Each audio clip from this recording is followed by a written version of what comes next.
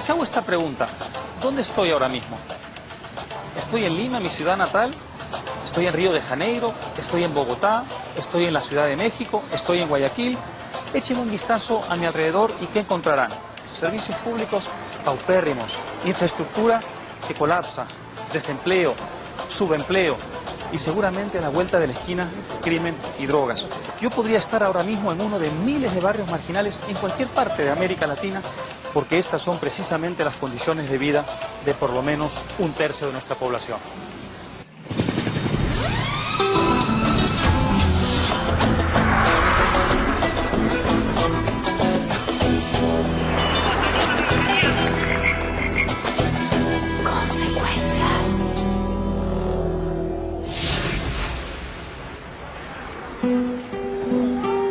Estoy en el este de Caracas, en una zona popular y pobre conocida como Petare. Aquí, como en otras partes, el presidente Hugo Chávez ha desarrollado una serie de programas de asistencia social conocidos como misiones que en teoría benefician a la población con la distribución de alimentos y los servicios de educación y de salud. Estos programas, por supuesto, le han traído mucha popularidad a Hugo Chávez, que es parte de una corriente de líderes latinoamericanos conocidos como populistas. Sin embargo, como veremos, el populismo ni es una novedad en nuestras tierras, ni a mediano plazo una solución a nuestros males.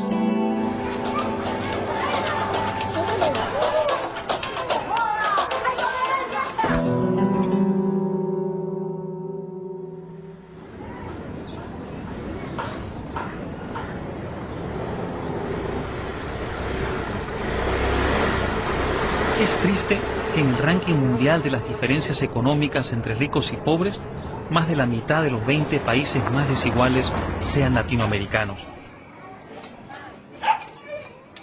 A lo largo y ancho del continente, esta disparidad entre los de arriba y los de abajo ha abierto las puertas a muchos líderes carismáticos que prometían una revolución social con una amplia redistribución de la riqueza. De Juan Domingo Perón a Fidel Castro, de Salvador Allende a Evo Morales, la bandera de la justicia social fue un poderoso trampolín al poder. A comienzos del siglo XXI, Hugo Chávez es el más llamativo de nuestros populistas.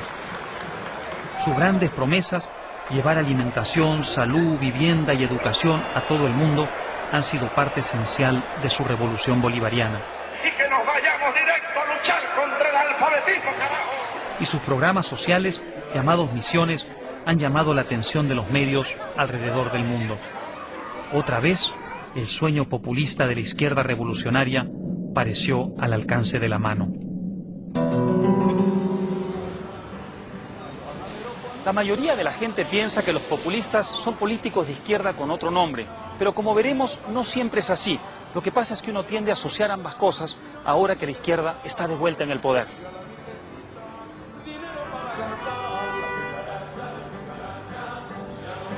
El problema es que esos ideales de izquierda, por muy bien intencionados que hayan sido, condujeron a la dictadura, la represión y el totalitarismo. Y no cerraron la brecha entre la minoría privilegiada protegida por el Estado y la gran masa de latinoamericanos pobres.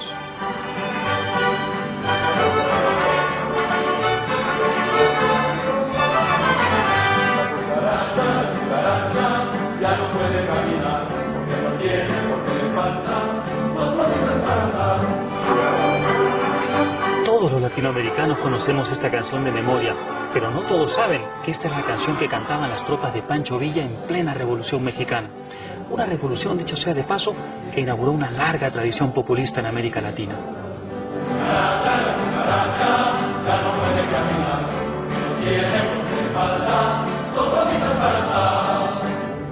La Revolución Mexicana se convirtió en muchos sentidos en una revolución populista. El hombre común se levantó contra los oligarcas para reclamar sus derechos. Los campesinos derrocaron a los aristócratas. Parecía una causa valiente y noble.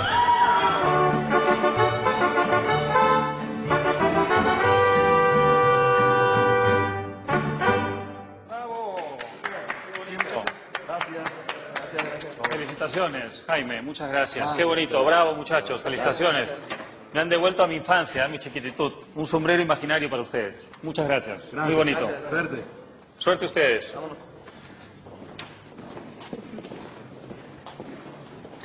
Aunque el populismo arrancó en Uruguay a comienzos del siglo XX, fue aquí donde alcanzó su mayor impulso inicial. Y fue aquí, precisamente en este estrado, en el Teatro de la República de Querétaro, donde la Revolución Mexicana se proclamó en forma de Constitución en 1917. Esta Constitución le dio al Estado la propiedad del suelo y el agua, limitó severamente la propiedad privada y le prohibió a la Iglesia Católica poseer haciendas.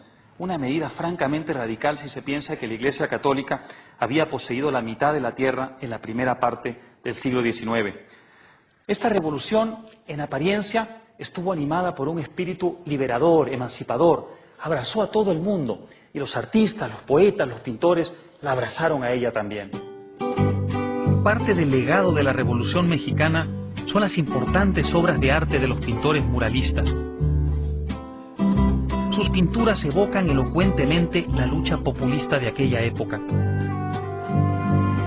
Casi como una tira cómica histórica, ellas muestran los grandes asuntos del momento. Protestas, batallas, héroes revolucionarios y villanos oligarcas, todo ello en colores vibrantes. Un fuerte recordatorio de que en América Latina el arte y la política siempre van de la mano. Poco después de tomar el poder, los líderes del gobierno revolucionario comenzaron a cometer los errores que todos los populistas parecen cometer.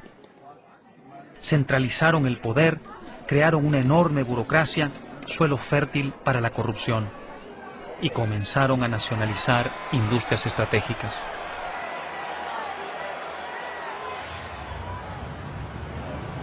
En la década de 1930, Lázaro Cárdenas anunció la nacionalización del petróleo desde el Palacio Nacional de México, que tengo a mis espaldas, para recuperar, según él, la riqueza nacional de manos extranjeras. ¿Les suena familiar? Pues debería, porque una larga lista de nacionalizaciones recorre la historia populista de América Latina, desde la Revolución Mexicana hasta nuestros días. Nacionalizar industrias estratégicas es una de las formas en que los líderes populistas parecen devolverle poder político al pueblo.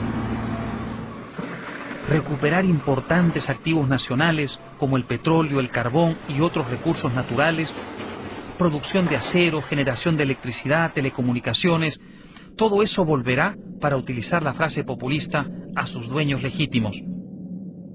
No suena nada mal, pero desafortunadamente esa no es la manera en que las cosas funcionan a largo plazo. Y la propiedad de los hidrocarburos, del gas natural, que pasan a partir de este momento a manos del Estado boliviano, bajo el control del pueblo boliviano, es la solución a los problemas económicos, a los problemas sociales de nuestro país. En tiempos recientes ha quedado demostrado que esa tradición sigue viva. El 1 de mayo de 2006, Morales anunció la nacionalización del gas natural. En un gesto de fuerza, despachó tropas a diversos yacimientos de gas natural. Aunque luego dio marcha atrás parcialmente por la ineficiencia de la empresa estatal, la nacionalización ha quedado como un símbolo del nuevo populismo. Pero los orígenes del populismo contemporáneo no solo hay que buscarlos en la Revolución Mexicana. Hubo otros y muy sorprendentes. Hoy, en pleno siglo XXI, tendemos a pensar en el populismo como un fenómeno básicamente de izquierda. Pero sería un gran error creer que a lo largo del siglo XX el populismo fue únicamente de izquierda. El populismo del siglo XX tuvo una gran deuda con los líderes fascistas surgidos en Europa en la primera mitad de ese siglo. Hitler, Mussolini, Franco. Quizá la figura esencial del populismo latinoamericano fue Juan Domingo Perón, un hombre del pueblo que hizo uso y abuso de este balcón de la Casa Rosada que da sobre la histórica Plaza de Mayo y que tuvo una gran fascinación por el fascismo, fascinación que pudo finalmente confirmar cuando en 1938 fue enviado a Roma como observador militar y pudo familiarizarse con la ideología y las políticas de Benito Mussolini. Para averiguar más sobre Perón, busqué al mayor experto en el tema, Hugo Gambini. Hola, buenos días. ¿Busco al señor Hugo Gambini, por favor? Sí, está en la mesa, Víctor. Gracias. Lo encontré en su mesa favorita del legendario Café Tortoni en Buenos Aires. ¿Cómo te va? ¿Qué tal? A él lo mandan a Italia, porque él era una especie de agente, no digo un espía, pero sí un agente de inteligencia dentro del ejército. Y él ve en Italia el fascismo y se deslumbra con el fascismo. Vuelve acá a la Argentina y empiezan las conspiraciones de tipo militar contra un gobierno conservador que había, y se produce el 4 de junio del 43, que es un golpe militar, y él es el único militar inteligente de todo ese grupo que hace el golpe, es el único inteligente que se va dando cuenta cómo se puede ir ganando posiciones, y aplica lo que vio en Italia, el fascismo. Entonces los sindicatos que no lo apoyan, él le crea un sindicato paralelo con la gente que estaba en contra del que tenía el poder. Y ese sindicato paralelo él le da desde la Secretaría de Trabajo las conquistas que ellos pedían. Y entonces, lógico, la gente apoya a los que le dan las conquistas y desechan a los otros. Entonces, de esa manera va generando una red sindical muy importante. Como esas cosas hubo muchas. El peronismo siempre buscaba lo que al pueblo le podía fascinar. Y distraer, imagino, sí, cautivar. O impactar. O sea, de algún modo eso es el populismo, ¿no? Y que todos podamos continuar esta cruzada sin que ninguna de las fuerzas se disocien para ser más fuertes, para servir a la patria y para sacrificarnos si es preciso el día que llegue la necesidad. En 1945, después de la guerra, el encarcelamiento de Perón en la prisión de la isla Martín García desató disturbios en varias ciudades. La manifestación que obligó a las autoridades a liberarlo fue la que organizó Eva Duarte en la Plaza de Mayo, aquí en Buenos Aires. Aquella manifestación dio pie al surgimiento de los descamisados, poderoso símbolo peronista, y convirtió a Eva en un mito. Poco después, Perón se casó con ella, y esta Casa Rosada sería su bastión. Una historia verdaderamente de telenovela. Ok, vale. Grabando 5, 4, 3, 2. O sea que venden su cuerpo a cambio de dinero. Dinero, cheques, efectivo, tarjeta de crédito, regalo, lo que sea. Madre del cuerpo. Buenos días. Buenos días. Buenos días. Este vino ayer, se quedó un rato y se fue. Debe ser que compró el combo multiservicios. Corta, bonita, señores. Yo tengo una teoría. No es casual que los latinoamericanos seamos famosos por nuestras telenovelas. De hecho, son casi nuestro principal producto de exportación. Recuerdo haber visto hace algunos años a todo un salón en el aeropuerto principal de Pekín en estado poco menos que de trance por Los ricos también lloran, la famosa telenovela que en ese momento se pasaba en la televisión china. ¿Por qué tienen tanto éxito?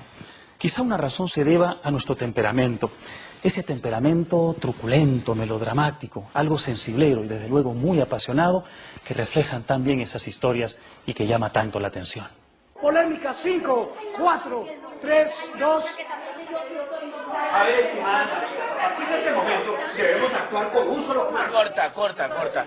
Él sale más afanado. Janet se tiene que meter más. Hay preguntas que hacemos. Es decir, Janet hace. ¡Ay!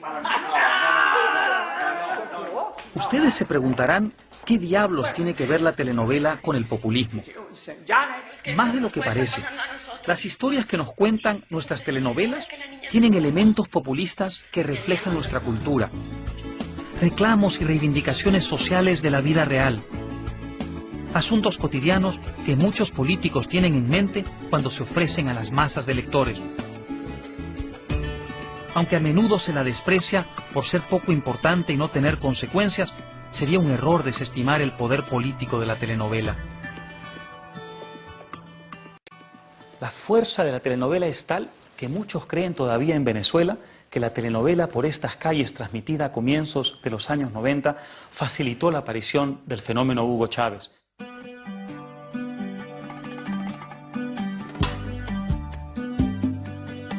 Por estas calles la Por estas calles fue una telenovela sumamente popular, transmitida a diario por el canal principal Radio Caracas Televisión entre 1992 y 1994. Como todas las telenovelas, tenía héroes y villanos, pero la novedad estuvo en el hecho de que también abordó controvertidos asuntos políticos. La corrupción policial, el mercado negro, el crimen, la pobreza y las instituciones fallidas.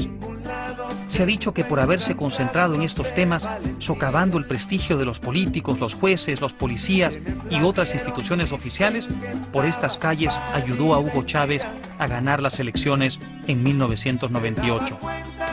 Le pregunté al autor de la telenovela, Ibsen Martínez, si cree que es cierto. Muy buena pregunta, ¿no? La telenovela en sí misma discurre del mismo modo que discurre el político populista. Tiene un discurso redistributivo de la riqueza, comparte la percepción de que la justicia es solamente para los ricos y que hay que fiarse de la buena voluntad de un tercero, en el caso de la política, de la buena voluntad del demagogo, del líder populista. En el caso de la telenovela, del galán, que en un momento dado interviene. Esta fue una telenovela atípica y bastante irrepetible. De un modo deliberado, los personajes tenían funciones sociales. Uno de los personajes más exitosos, contra lo que yo habría deseado, era un policía que tomaba la justicia por su propia mano. La Constitución no distingue raza, sexo, credo o condición social, comisario. ¿Ah, sí? No me diga. Pues yo sí hago distingos, jovencita. ¿Y sabe por qué? Porque me hago respetar. La Constitución no hace distingos. Es cierto. ¿Y de qué le ha servido? Nadie la respeta. Algo parecido pasa con los personajes como Chávez, de no haber conspirado durante 15 años y lanzarse a una intentona golpista que lo mostró a los ojos del pueblo venezolano como una especie de Robin Hood que estaba dispuesto a pagar el diezmo de ser tenido por un ilegal a cambio de ser también percibido como el vocero de los que no tenían voz, el vocero de los excluidos. La desvalorización de la figura del político era uno de los grandes temas de mi telenovela. Lo digo con algo de pesar y de arrepentimiento, porque nunca fue para nadie en Venezuela tan fácil fustigar a los políticos como cuando tú tienes a tu servicio un canal de televisión y una telenovela exitosísima. Qué curioso que una telenovela haya tenido tanto impacto político, ¿verdad? Pero ya ven, política y cultura no siempre se pueden separar en América Latina, como ocurre, por ejemplo, en Europa o en Estados Unidos. Los poetas, los cantantes, los músicos, los novelistas siempre jugaron un rol importante en nuestra vida pública. Asimismo, nuestros dirigentes no siempre salieron, como por ejemplo en el Reino Unido, de la clase política profesional. Ellos llegaron en muchos casos al poder por vías distintas. A veces la revolución, a veces los golpes de Estado, a veces simplemente el dinero, y a veces salieron del mundo de los pobres gracias a su carisma y sus dotes de encantadores de serpientes. En muchos casos, como el de Evita Perón, son historias que parecen verdaderas telenovelas. Si ustedes creen que el salto de Evita a la fama en Argentina parece una telenovela, esperen a que les cuente esta historia mucho más melodramática. Es una historia que lo tiene todo: el paso de la miseria a la gloria, el triunfo contra la adversidad, el amor, su pérdida, su recuperación y finalmente el reconocimiento máximo. Es la historia de una criatura nacida en Pernambuco, uno de los estados más pobres del Brasil, situado en el noreste del país. Su padre se fue a trabajar a otro estado cuando era muy pequeño. Cuando su madre y 7 de los 8 hermanos se mudaron a Sao Paulo, se vinieron a vivir a aquella casa, que ahora está cerrada, pero que entonces quedaba contigua a un bar con el que compartían incluso hasta el baño. Desde niño tuvo que trabajar para ganarse la vida, lustrando zapatos y haciendo otros oficios. Cuando creció, entró a trabajar como metalúrgico y a través de su hermano se acercó al mundo sindical. Más tarde, el sindicalista inició una carrera política, fundando un partido laborista de izquierda, el Partido de los Trabajadores, y en 1982 legalizó formalmente su apodo de infancia, Lula. Pero en esos tiempos era parte de la corriente populista que venía desde la Revolución Mexicana y había sido recogida por Perón. Defendía a los trabajadores contra el capital y criticaba la inversión extranjera.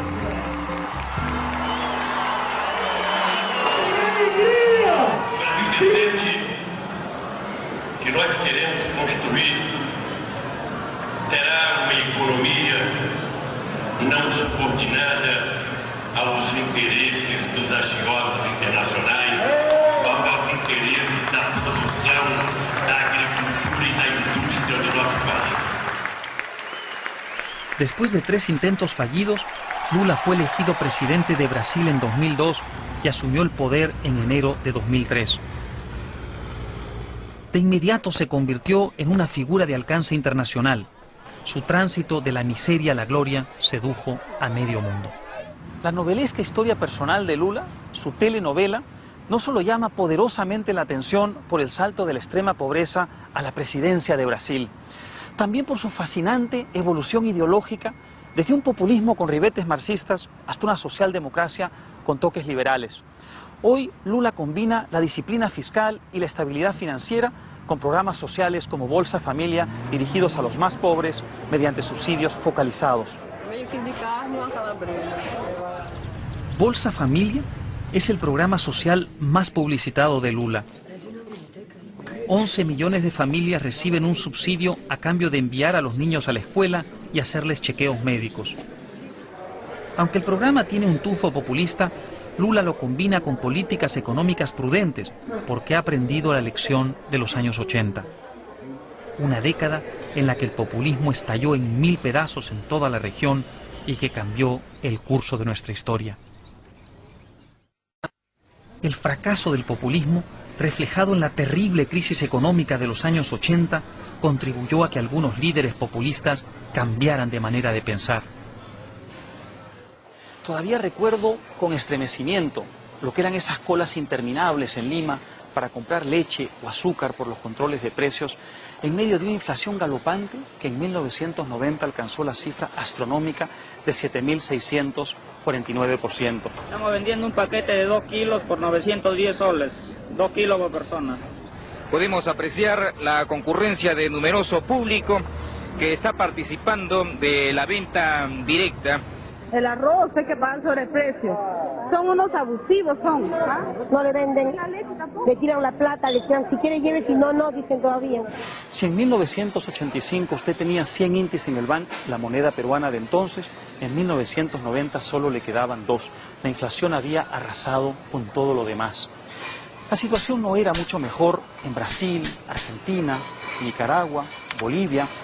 Recuerdo haber visto en un viaje a La Paz, Bolivia, a muchos bolivianos cargando su dinero en sacos de papas para comprar cualquier cosa. Después estalló la crisis de la deuda, cuando varios gobiernos latinoamericanos se declararon en suspensión de pagos, remeciendo con ello el sistema financiero internacional. Para muchos, todo eso significó el colapso del modelo populista. Pero aún si colapsó, sus consecuencias siguen haciéndose notar. Así lo piensa el expresidente Fernando Henrique Cardoso, que en los años 70 fue uno de los gurús de la izquierda intelectual y ahora cree que el estatismo trajo graves consecuencias. ¿Por qué? Porque la formación de grandes conglomerados en manos del Estado y la formación de capas burocráticas poderosas que acumulan muchas rentas por intermedio del Estado, que sean en segmentos de la clase de funcionarios, los más altos, pero más directamente las empresas públicas. Eso creó un capitalismo muy poco competitivo, un capitalismo muy poco capaz de abrir más espacios para otras personas, otros grupos. Después de la crisis de los 80, pareció que los latinoamericanos estábamos dispuestos a erradicar el populismo. Por eso hubo reformas de libre mercado en los años 90 que estrangularon la inflación, privatizaron empresas, atrajeron capitales extranjeros y abrieron un poco el comercio. Pero en varios lugares esas reformas estuvieron afectadas ellas mismas por el populismo y no produjeron todos los resultados que la población esperaba. Por eso no sorprende que un porcentaje importante de la población se haya vuelto a entusiasmar precisamente con el populismo, porque asocia la privatización a la corrupción, los monopolios y los altos precios de los años 90. Y allí precisamente de esa frustración nació Hugo Chávez. Un abrazo bolivariano, sanmartiniano, peronista, guerrerista, bolivariano y revolucionario para todos y para todas. Aquí también les vamos a contar una historia de telenovela. Nacido en 1954, el segundo hijo de una pareja de maestros de escuela, Hugo Chávez se crió cerca de Sabaneta. Como adolescente, fue un fanático del béisbol y a los 17 años se enroló en la Academia Militar de Venezuela. Después de graduarse en 1975 como subteniente, Chávez entró al servicio militar por unos meses. En 1983 fundó el movimiento Bolivariano 200 o MBR 200 en conmemoración del bicentenario del nacimiento de su héroe Simón Bolívar. Aunque seguía en el ejército, empezó a proclamar un mensaje populista y a fustigar la corrupción. En 1992, el teniente coronel de 38 años lideró una intentona golpista contra Carlos Andrés Pérez.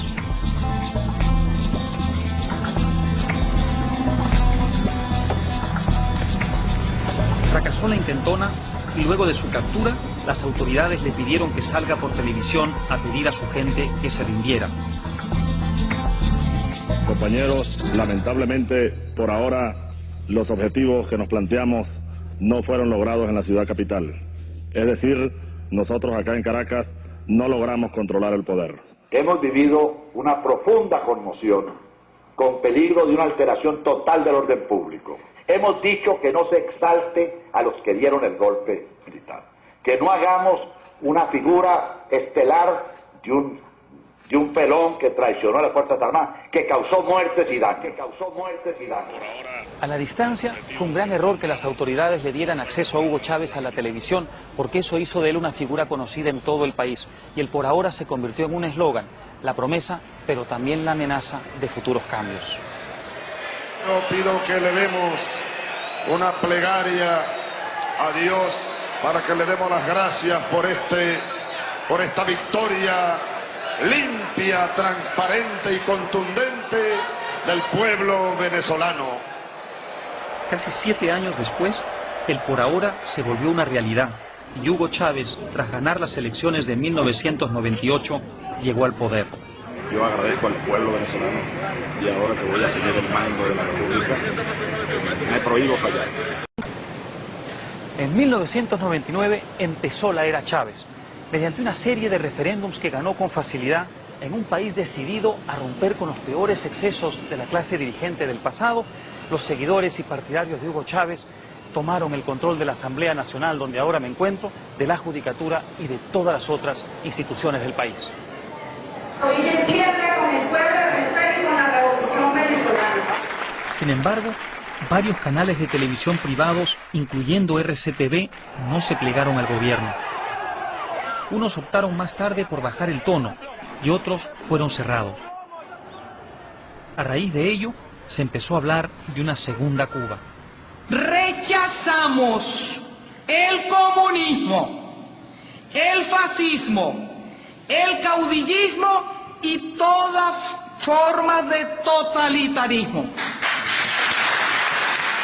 Hacia 2002, la economía prácticamente se paralizó tras la decisión de Chávez de echar a casi toda la plana gerencial de PDVSA, la empresa estatal de petróleo. Una huelga general había provocado enfrentamientos en las calles. Las protestas contra Chávez cobraban cada vez más fuerza. En abril de ese año, Chávez invocó el Plan Ávila, que implicaba el uso del ejército para reprimir las manifestaciones. El baño de sangre parecía inevitable. Él llamó a los militares a través de sus comandantes más inmediatos y les ordenó preparar el Plan Ávila. Eso fue el 8 de abril. En esa reunión, los militares activos, comandantes de la unidad militar, le dijeron a los 3 generales que hablaron con ellos que ellos no iban a salir a reprimir. Se vuelve a reunir los generales del Ministerio de la Defensa, el comandante del Ejército y 2 generales más, el día 9, con los comandantes de unidades subalternas aquí en Caracas. Y los oficiales le vuelven a decir que no van a salir. Entonces, cuando el presidente manda a salir las tropas, el 11, los militares ya habían dicho que no iban a salir. Entonces, el poder de sustentación que tenía en ese entonces el presidente, apoyado en los militares, se le cae.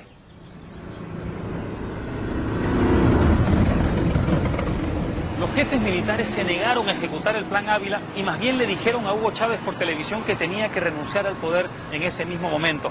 Y luego rodearon el Palacio Presidencial con sus tropas. Cerca de allí, 17 personas murieron y 300 fueron heridas cuando un grupo de pistoleros chavistas que estaban escondidos detrás de esta pared le dispararon a la multitud que se manifestaba en las calles desde el puente Yaguno, desatando la violencia general. Aunque parezca mentira, hasta el día de hoy no ha habido una investigación exhaustiva de los hechos.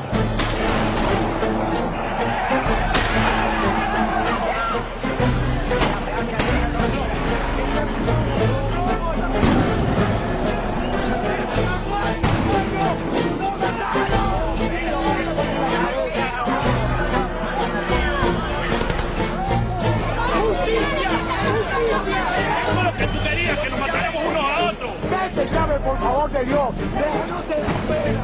El gobierno le ha echado un plomo al pueblo. El pueblo pacíficamente ha salido a protestar.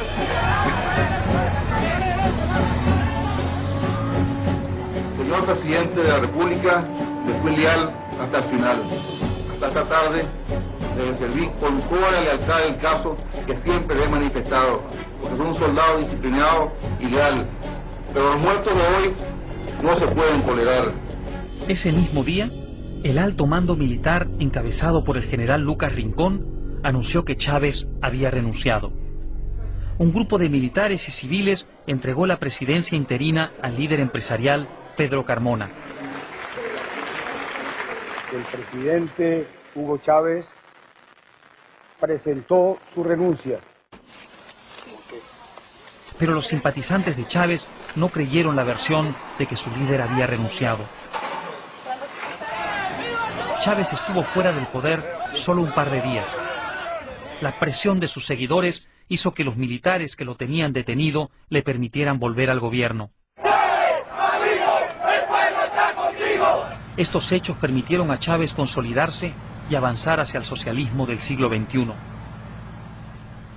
Un elemento clave del modelo chavista son sus programas sociales, las misiones creadas en 2003, poco antes de un referéndum revocatorio. Cubren áreas como alimentación, salud, educación, etc. La meta de Robinson, Sucre y Rivas, por ejemplo, era ofrecer educación a todo nivel, empezando por los analfabetos, mientras que Mercal se propuso que la gente accediera a la dieta básica. La meta de Barrio Adentro, manejada por cubanos, era colocar un médico por cada 250 familias pobres.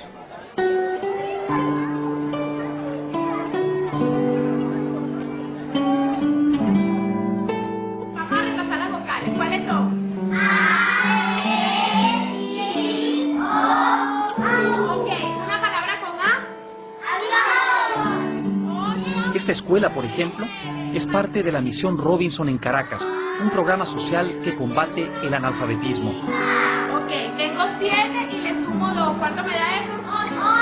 8. ¿Estás seguro? 9. Vamos a ver. En las noches, esta escuela recibe alumnos adultos a los que se les enseña a leer y escribir.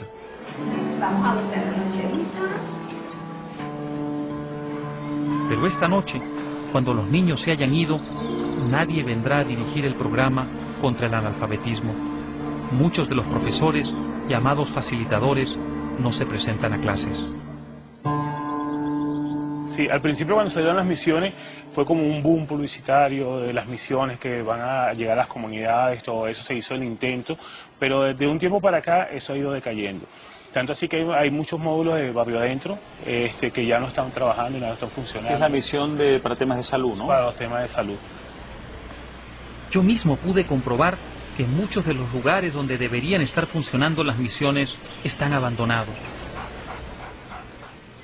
En este lugar donde estoy parado tendría que haber un gran centro de salud atendiendo a los pobres como parte de la misión Barrio Adentro que impulsa el gobierno de Venezuela. Sin embargo, como verán, no hay absolutamente nada. La construcción se quedó a mitad de camino y nadie sabe por qué. No es precisamente la utopía social de la que nos hablan los líderes populistas como Hugo Chávez, ¿no es verdad? El gobierno se olvida completamente de sus propios hermanos, el gobierno se olvida primero que el venezolano está primero, que el venezolano tiene que mejorar su calidad de vida, que el venezolano tiene que tener un primer empleo, que tiene que tener primero una seguridad. De eso se olvida completamente este gobierno. Populista.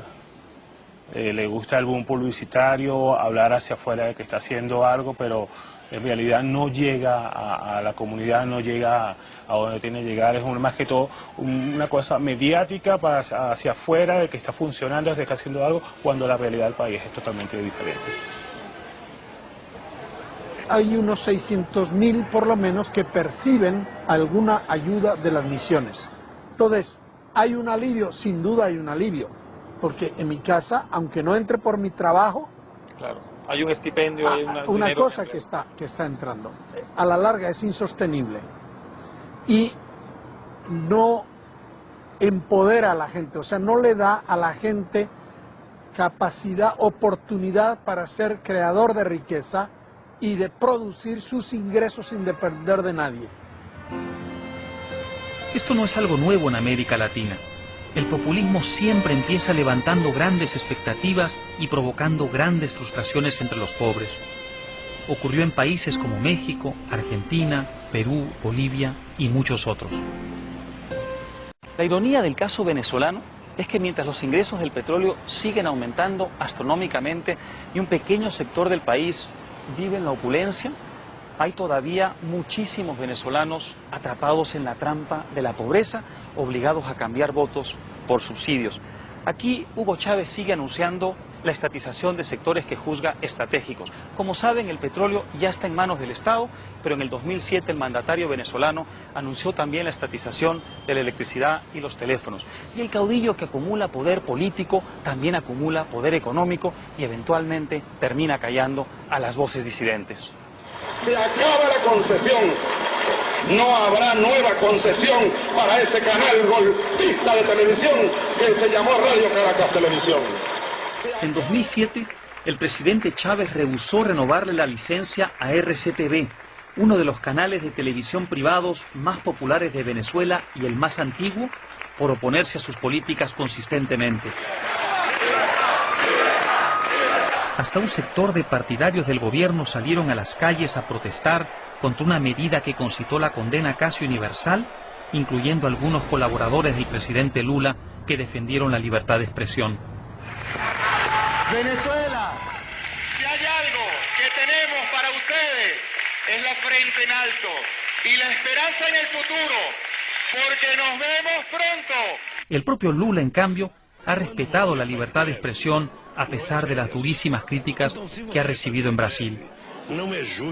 Hablando de Lula, ha sido acusado de desertar la causa de izquierda y correrse a la derecha. El ex sindicalista que acusaba al capital de explotar a los trabajadores provocó la ira de los trabajadores limitando las pensiones públicas. El hombre que atacaba a Estados Unidos por anexionista invitó a George W. Bush a Brasil, lo recibió por lo alto y anunció una sociedad con Estados Unidos. El hombre que atacaba al Fondo Monetario Internacional le pagó al FMI toda la deuda de su país con ese organismo. Semana passada nós decidimos devolver para o FMI 15 bilhões de dólares que não estava sendo utilizado. Viajé a Sao Paulo para rastrear la evolución política de Lula. Adriano Diogo es un cercano amigo y colaborador del mandatario. Se conocieron cuando Lula ingresó al sindicato metalúrgico en los años 70. Encontré a Adriano en el Congreso de Sao Paulo, donde es senador, y le pregunté por qué Lula cambió después de las elecciones que lo hicieron presidente en 2002. Não foi depois das eleições que ele deu sinais. Ele construiu esses sinais ao longo de todos esses anos e de todas as derrotas. Teve um documento fundamental, chamou Carta aos Brasileiros, de garantias econômicas, garantias de investimento e garantias de continuidade do pagamento da dívida externa, de cumprir os contratos internacionais. Tanto é que hoje algumas pessoas consideram o governo Lula, do ponto de vista económico, conservador. A diferencia de Lula, que dejó el populismo, Chávez no aprendió las lecciones del pasado. A lo largo de su gobierno, siguió decretando nacionalizaciones y planes para crear una milicia popular. En enero de 2007, Chávez juró el mando por tercera vez consecutiva y anunció un partido socialista para unificar a todas las fuerzas chavistas.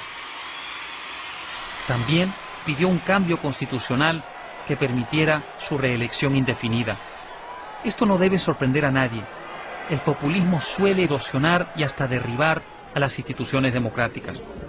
El hombre fuerte reemplaza la ley. El presidente o presidenta de la República puede ser reelegido o reelegida de inmediato para un nuevo periodo. Así de sencillo. En este caso, sin embargo, los planes de Chávez se han complicado porque el 2 de diciembre de 2007 los venezolanos rechazaron en un referéndum el cambio constitucional que pedía el presidente.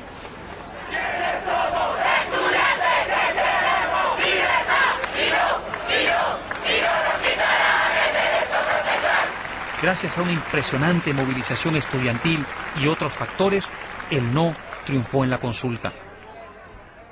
De manera que la línea divisoria está meridianamente clara al interior de la izquierda latinoamericana.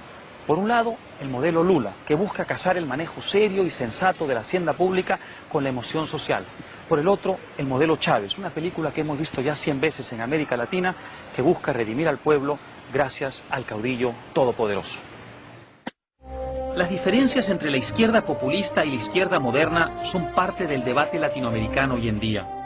Aquí en el Perú, algunas personas de izquierda ven con preocupación el mal nombre que el populismo de Chávez le está dando al socialismo democrático. Una de ellas es Susana Villarán, una mujer que ha hecho obra social en los barrios pobres del país y jugó un papel importante en la recuperación de la democracia en 2000, para luego servir en el gabinete de transición del presidente Paniagua. Sí, yo creo que hablar de la izquierda latinoamericana es un error garrafal. Sin embargo, lo que sí es importante es saber que las sociedades de países, sobre todo los andinos, pero también en el Cono Sur, lo estamos viendo, están volcándose hacia algunas alternativas que ponen más acento en lo redistributivo, en lo económico, ¿no? En un rol más activo del Estado, ¿no? Eso es verdad, porque hay desigualdad y la desigualdad lleva a que las sociedades elijan gobiernos más de izquierdas. Eso es un tema. Pero Chávez, para mí, es un militarista antiimperialista. De izquierda no tiene nada, en el sentido de ser una persona que lucha contra las desigualdades que se pueden evitar, que generan sociedades más igualitarias, más cohesionadas, ¿no? Menos injustas. Hay una izquierda moderna, es una izquierda que combina el mercado con un rol activo del Estado, hay una izquierda que valora enormemente la democracia, ¿no? Hasta los populistas arquetípicos han abandonado total o parcialmente esas viejas prácticas. Aquí en el Perú, entre 1985 y 1990, Alan García fue un presidente típicamente populista, pero hoy, en su segundo paso por el poder, defiende abiertamente el libre comercio y las buenas relaciones con el primer mundo. Pensar que en 1987 Alan García provocó un cataclismo en el Perú cuando ordenó la nacionalización de todo el sistema financiero. Ahora, 2 décadas después, no solo alaba a la empresa privada, sino que propone privatizar la explotación de los recursos en la selva peruana. El Tratado de Libre Comercio que hoy día suscribimos nos va a permitir entrar sin obstáculos a ese enorme mercado. Una persona tiene que adaptarse. El mundo es más que una persona. Si alguien nace y desde el primer grito dice, pues vengo a cambiar el mundo, o se cree Cristo o está loco. Nosotros lo que debemos es aprovechar lo mejor del mundo y evitar que el mundo, con las cosas malas que tiene, dañe a los más humildes. A eso le llamo ser de izquierda democrática. Por eso todavía reivindico el concepto de izquierda, es decir, creo que es eso, pensar por la mayoría. Pero por la mayoría se piensa con la inversión.